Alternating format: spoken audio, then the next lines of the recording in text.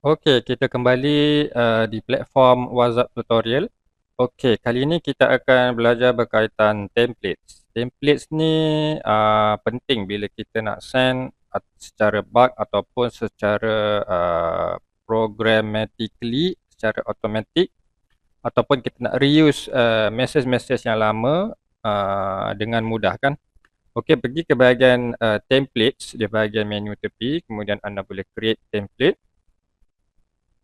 Okey, klik pada create template. Buat masa sekarang kita ada 3 jenis template, iaitu plain text, text with media dengan gambar, teks bergambar dan juga teks dengan location. So kebiasaannya user akan guna plain text ataupun text with media lah. Okey, untuk plain text ni dia akan teks biasalah, dia akan message biasa. Anda boleh sertakan emoji dan lain-lain.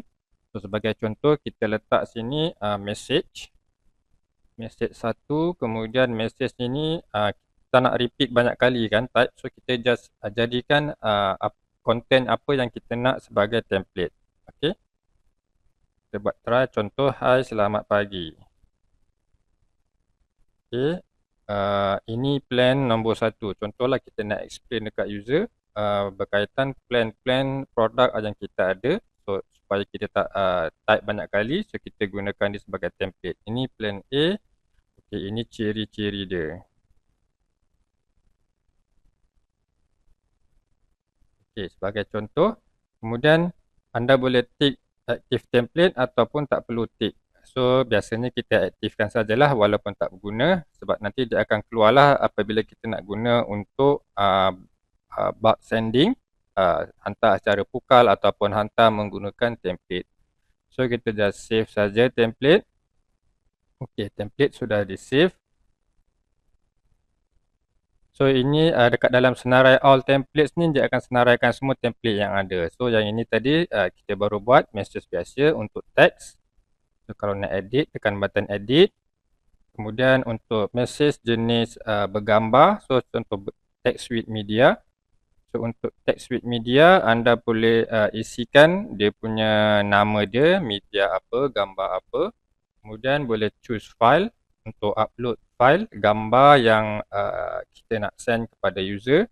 So gambar yang dah upload nanti akan appear dekat sini, dia akan terpapar kat sini lah. Kemudian kita boleh masukkan caption sekali yang akan dihantar bersekali lah dengan gambar tadi. So bila kita send template media satu ni, dia akan hantar gambar dan juga caption di bawahnya. Okay, itu untuk template media. Kemudian sebagai contoh untuk share location, so anda kena isikan dia punya nama dan juga koordinat lah, latitude dan longitude. So koordinat ni boleh dapatkan daripada Google. Ini untuk kita share create template location. So di bahagian senarai template ni juga dia ada ikon mata ni. Okey, tujuannya untuk kita copy dapatkan template ID.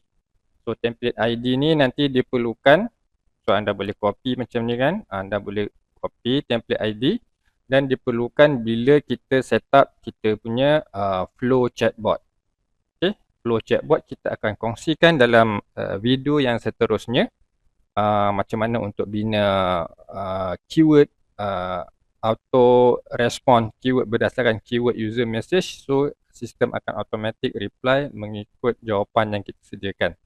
So itu nanti saya akan ceritakan di bahagian video flow chatbot. Okey, untuk template itu sahaja. So ada statistik atas-atas ni kan. So itu sajalah untuk kita create content yang tak perlu kita input semula. So kita boleh reuse same content lah. Okey, sekian, terima kasih.